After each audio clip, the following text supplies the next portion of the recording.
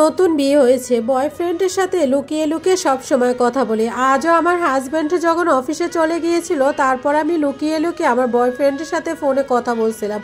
এরকম সময় পিছন থেকে আমার শাশুড়ি বলল, মা তোমার যদি কথা বলা শেষ হয় তাহলে আমার ঘরে একটু আইসো, তোমার সাথে আমার একটু কথা আছে। ফোনটা কেটে দিয়ে সাথে সাথে শাশুড়ি আমার রুমে গেলাম।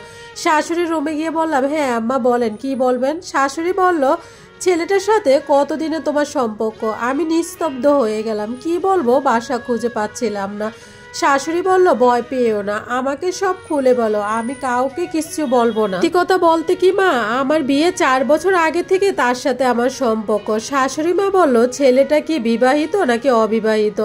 আমি বললাম অবিবাহিত। শাশুড়ি মা বলল, তুমি কি এই ছেলেটার সাথে থাকতে চাও নাকি আমার ছেলের সাথে থাকতে চাও। আগে পিছে কিছু না ভেবে উত্তর দিয়ে দিলাম, আমি ওই ছেলেটার সাথে থাকতে চাই। আমি আপনার ছেলেটিকে একদম ভালোবাসি না। তোমার সাথে যে ছেলেটার সম্পর্ক, কথাটা তুমি বিয়ের আগে কেন বলো না। আমি বলতে চেয়েছিলাম মা, কিন্তু আমার ফ্যামিলি বলতে দেয় না। আমি নিস্তব্ধ ছিলাম। শাশুড়ি বলল, আচ্ছা ঠিক আছে, আমি তোমাকে এবার একটা কথা বলি। তোমার যেহেতু বিয়ে হয়ে গেছে, বর্তমানে তোমার স্বামী আছে, আমি বলি কি মা, আমি চাচ্ছি তুমি তোমার অতীত ভুলে যাও আর মন দিয়ে সংসারটা করো। যদি তুমি আমার ছেলেকে ডিভোর্স দিয়ে চলে যাও তাহলে তোমার বাবা মার মান সম্মান চলে যাবে। এই কথাগুলো শুনে না আমার ভীষণ রাগ হচ্ছিল। বলে দিলাম 1-2 বছর পর আমি আপনার ছেলেকে এভাবেই ডিভোর্স দিয়ে দিব, তখন আমার ভালোবাসা মানুষের কাছে চলে যাব। তিনি আমার কথা শুনে বলল, তুমি যখন চলে যাবে তাহলে এতদিন দেরি করা দরকার নাই, আমি আমার ছেলের সাথে কথা বলে তোমার ডিভোর্সের ব্যবস্থা করে দিচ্ছি। কথাগুলো শুনে আমার অনেক ভালো লাগছিল।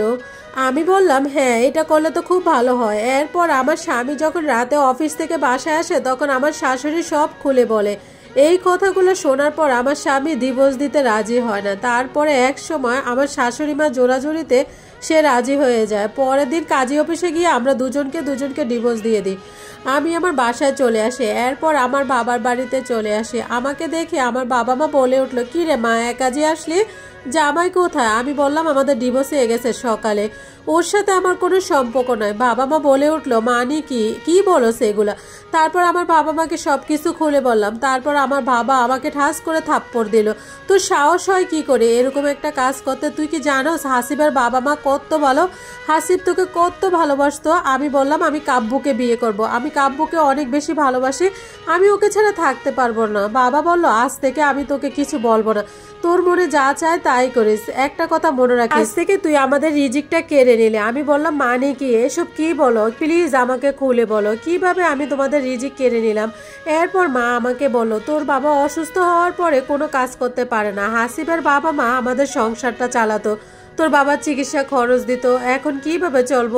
মা এসব কথা তো আমি কিছুই জানি না, এসব কথা বললে তুই নিজেকে ছোট ভাবতি, এই কারণে ওরা মানা করছিল, নিষেধ করতে। আরো জানিস, তোর জন্য একটা ফ্ল্যাটও কিনতে চেয়েছিল সামনের মাসে, তুই তোর নিজের পায়ে নিজে কোপ মারলি। এই কথা বলে আমার মা কান্না করতে থাকে। সত্যি কিছু কিছু মেয়ে নিজের পায়ে এভাবে কুড়াল মারে। আছে বিয়ের পরে তার বয়ফ্রেন্ডকে বলতে পারে না, তার জন্য পাগল হয়ে যায়, কিন্তু বাস্তবতা অনেক কঠিন। এক জায়গা থেকে আরেক জায়গায় কখনো বয়ফ্রেন্ড মেনে নেয় না।